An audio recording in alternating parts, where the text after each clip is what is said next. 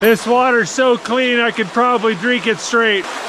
Gravity pulls the water through the filter, fills up my jug. When the filter's new, it does about 1 liter a minute. Once you're done, you gotta go ahead and drain the whole thing. If it turns to ice inside your filter, then the filter won't work. See how there's this random clearing here with no trees? This is an avalanche zone. Avalanches routinely come down that mountain and destroy the trees. That's why there's very few spruce trees here. You gotta be really careful going down these trails. The moose like to walk on the ski trails and they'll kill you rather than get off it. Gotta take a little break and take care of my feet. It's already kind of starting to form it into a blister. Put some KT tape on this. I think it's time for a little lunch break. Got this venison summer sausage. Oh, it smells lovely. Yeah, that's good.